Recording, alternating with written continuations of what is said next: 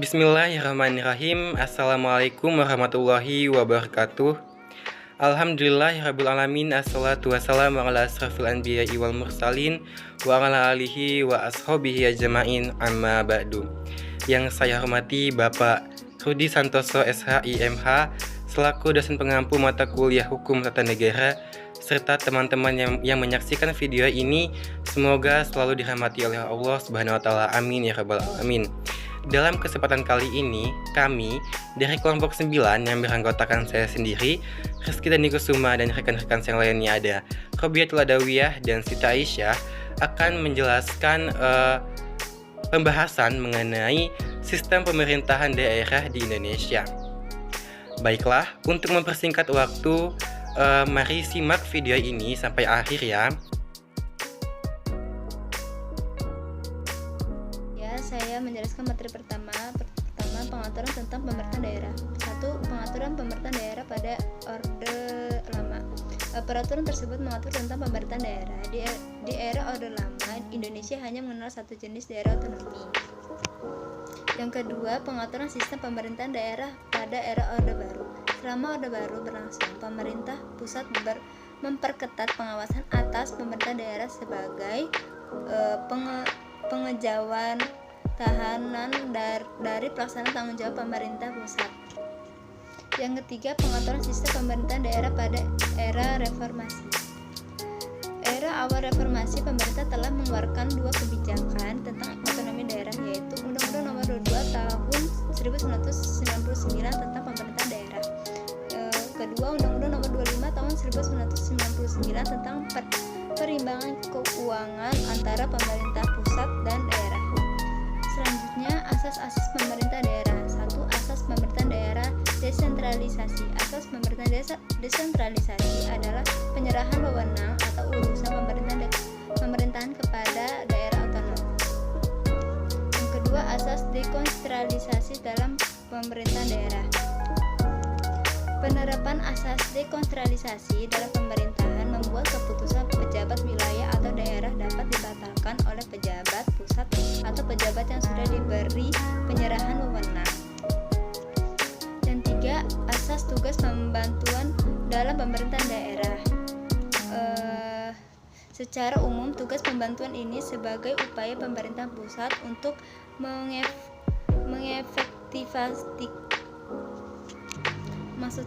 mengefektivitaskan pelayanan umum secara merata.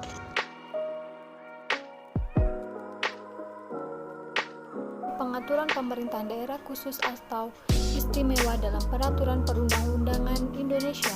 Yang pertama adalah otonomi khusus Aceh dan Papua. Dasar daerah otonomi khusus Provinsi Papua. Pemberian otonomi khusus. Dalam pemberian otonomi khusus di Papua terdapat dasar pemberian otonomi khusus. Hal ini dapat dilihat dari dasar penimbangan Undang-Undang Nomor 21 Tahun 2001 tentang otonomi khusus bagi Provinsi Papua. Di antaranya yang pertama adalah bahwa cita-cita dan tujuan Negara Kesatuan Republik Indonesia adalah membangun masyarakat Indonesia yang adil, makmur, dan sejahtera berdasarkan Pancasila dan Undang-Undang Dasar 1945. Yang kedua adalah bahwa masyarakat Papua sebagai insan ciptaan Tuhan dan bagian dari umat manusia yang beradab, menjunjung tinggi hak asasi manusia, nilai-nilai agama, demokrasi, hukum, dan nilai-nilai budaya yang hidup dalam masyarakat hukum adat, serta memiliki hak untuk menikmati hasil pembangunan secara wajar. Yang ketiga adalah bahwa sistem pemerintahan negara NKRI menurut Undang-Undang Dasar 1945 mengakui dan menghormati satuan-satuan pemerintahan daerah yang bersifat khusus atau bersifat istimewa yang diatur dalam undang-undang dan lain sebagainya. Yang B adalah daerah otonomi khusus Provinsi Nanggroe Aceh Darussalam. Dalam pemberian otonomi khusus melalui Undang-Undang Nomor 18 Tahun 2001 tentang otonomi khusus bagi Provinsi Nanggroe Aceh Darussalam, yang dasar pemberian otonomi khusus diantaranya adalah bahwa sistem pemerintahan Negara Kesatuan Republik Indonesia menurut Undang-Undang Dasar 1945 mengakui dan menghormati satuan-satuan pemerintahan daerah yang bersifat khusus atau bersifat istimewa yang diatur dengan undang-undang. 2. Bahwa salah satu karakter khas dalam sejarah perjuangan rakyat Aceh adalah adanya ketahanan dan daya juang yang tinggi yang bersumber pada pandangan hidup, karakter sosial dan kemasyarakatan dengan budaya Islam yang kuat sehingga daerah Aceh menjadi daerah modal bagi perjuangan dalam merebut dan mempertahankan kemerdekaan negara Kesatuan Republik Indonesia dan sebagainya. Kedua adalah daerah khusus Ibu Kota Jakarta dan daerah istimewa Yogyakarta. Daerah khusus Ibu Kota Jakarta. Pemerintahan daerah provinsi daerah khusus Ibu Kota Jakarta adalah penyelenggaraan urusan pemerintahan oleh pemerintah daerah dan Dewan Perwakilan Rakyat daerah provinsi daerah khusus Ibu Kota Jakarta menurut asas otonomi dan tugas pembantuan dengan prinsip otonomi seluas-luasnya dalam sistem dan prinsip Negara Kesatuan Republik Indonesia sebagaimana yang dimaksud dalam Undang-Undang Dasar Negara Republik Indonesia tahun 1945. Yang kedua adalah daerah istimewa Yogyakarta. Daerah istimewa Yogyakarta adalah daerah provinsi yang mempunyai keistimewaan dalam penyelenggaraan urusan pemerintahan dalam kerangka Negara Kesatuan Republik Indonesia. Pemerintahan daerah Ibu Kota Yogyakarta adalah pemerintahan daerah dalam sistem Negara Kesatuan Republik Indonesia berdasarkan Undang-Undang Dasar NKRI tahun 1945 yang menyelenggarakan urusan pemerintahan dan urusan keistimewaan yang dilaksanakan oleh pemerintah daerah Ibu Kota Yogyakarta dan Istimewa Yogyakarta dan Dewan Perwakilan Rakyat Daerah Istimewa Yogyakarta. Oke, selanjutnya kita akan membahas mengenai pemerintahan desa. Pemerintah desa yang dipimpin oleh kepala desa dibantu oleh sekretaris desa dan perangkat desa. Perangkat desa terdiri atas kepala-kepala urusan, yaitu pelaksana urusan dan kepala dusun. Kepala-kepala urusan membantu sekretaris desa menyediakan data informasi dan memberikan pelayanan. Pelaksanaan urusan adalah pejabat yang melaksanakan urusan rumah tangga desa di lapangan. Nah, kepala dusun adalah wakil kepala desa di wilayahnya. Urusan rumah tangga desa adalah urusan yang berhak diatur dan diurus oleh pemerintah desa. Untuk mengatur, mengurus, dan pengurusannya, pemerintah desa membuat peraturan desa. Peraturan desa dibuat oleh kepala desa bersama dengan Badan Permusyawaratan Desa, selanjutnya disingkat BPD. Peraturan desa dilaksanakan oleh kepala desa dan dipertanggungjawabkan kepada rakyat melalui BPD. Nah, pemerintah desa ini memiliki tugas dan fungsi. Pertama, tugas dan fungsi kepala desa. Kepala desa berkedudukan sebagai kepala pemerintah desa yang memimpin penyelenggaraan pemerintahan desa. Kepala desa bertugas menyelenggarakan pemerintahan desa, melaksanakan pembangunan, pembina kemasyarakatan, dan pemberdayaan masyarakat. Merujuk pada Permendagri Nomor 84 Tahun 2015 tentang Susunan Organisasi dan Tata Kerja atau SOT Pemerintahan Desa. Untuk melaksanakan tugasnya, kepala desa memiliki fungsi sebagai berikut. Pertama, menyelenggarakan pemerintah desa. Kedua, melaksanakan pembangunan. Ketiga, pembinaan masyarakat. Keempat, pemberdayaan masyarakat. Dan kelima, menjaga hubungan kemitraan dengan lembaga masyarakat dan lembaga lainnya.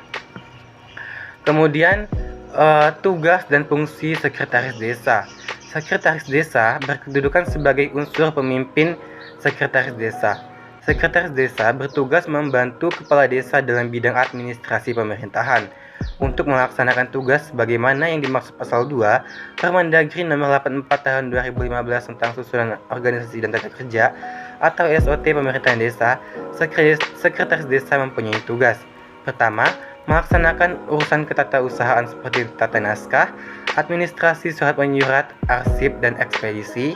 Kedua, melaksanakan urusan umum seperti penataan administrasi perangkat desa, penyediaan prasarana perangkat desa dan kantor, penyiapan rapat, pengadministrasian aset, inventarisasi perjalanan dinas, dan pelayanan umum. Ketiga, melaksanakan urusan keuangan seperti pengurusan administrasi keuangan. Keempat, melaksanakan urusan perencanaan. Kemudian, tugas dan fungsi kepala urusan. Kepala urusan berkedudukan sebagai unsur staf sekretariat dan kepala urusan bertugas membantu sekretaris desa dalam urusan pelayanan administrasi, pendukung pelaksanaan tugas-tugas pemerintah. Selanjutnya, untuk melaksanakan tugas dan kepala urusan mempunyai fungsi sebagai berikut. Pertama, kepala urusan tata usaha dan umum memiliki fungsi seperti melaksanakan urusan ketatausahaan seperti tata naskah, administrasi surat menyurat, arsip dan ekspedisi, penataan administrasi perangkat desa, penyediaan prasarana perangkat desa dan kantor, penyiapan rapat, pengadministrasian aset, investisasi perjalanan dinas dan pelayanan umum. Kedua, kepala urusan keuangan memiliki fungsi seperti melaksanakan urusan keuangan. Ketiga, memiliki fungsi perencanaan, memiliki fungsi mengkoordinasikan urusan perencanaan seperti menyusun rencana anggaran, pendapatan, dan belanja desa, menginventaris data-data dalam rangka pembangunan, melakukan monitoring dan evaluasi program serta penyusunan laporan. Kemudian, tugas dan fungsi kepala seksi. Kepala seksi berkedudukan sebagai unsur pelaksana teknis. Kepala seksi bertugas membantu kepala desa sebagai pelaksana tugas operasional. Untuk melaksanakan tugas dan kepala seksi mempunyai fungsi. Pertama, kepala seksi pemerintahan mempunyai fungsi melaksanakan manajemen tata praja pemerintahan, menyusun rancangan regulasi desa, pembinaan masalah pertanahan, pembimbingan ketentraman dan ketertiban, pelaksanaan upaya perlindungan masyarakat, kependudukan, penataan dan pengelolaan wilayah, serta pendataan dan pengelolaan profil desa. Kedua, kepala seksi kesejahteraan mempunyai fungsi melaksanakan pembangunan sarana prasarana pedesaan, pembangunan bidang pendidikan, kesehatan, dan tugas sosialisasi serta motivasi masyarakat di bidang budaya, ekonomi, politik, lingkungan hidup, pemberdayaan keluarga, pemuda, olahraga, dan karang taruna. Ketiga, kepala seksi pelayanan memiliki fungsi melaksanakan penyuluhan dan motivasi terhadap pelaksanaan hak dan kewajiban masyarakat, partisipasi masyarakat, sosial budaya masyarakat, keagamaan, dan ketenagakerjaan. Kemudian, tugas dan fungsi kepala kewilayahan. Kepala kewilayahan atau sebutan lainnya berkedudukan sebagai unsur satuan tugas kewilayahan yang bertugas membantu kepala desa dalam pelaksanaan tugas di wilayahnya.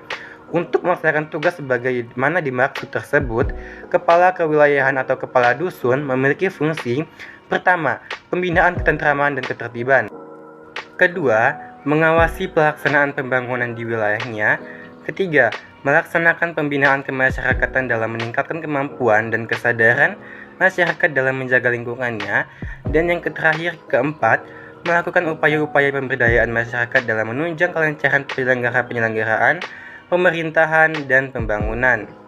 Sekian yang dapat saya sampaikan. Saya selaku moderator daripada kelompok 9, memohon maaf apabila ada kesalahan dan kekurangan. Kepada Allah saya memohon ampun. Saya akhiri. Wabillahi taufiq wal hidayah. Wassalamualaikum warahmatullahi wabarakatuh.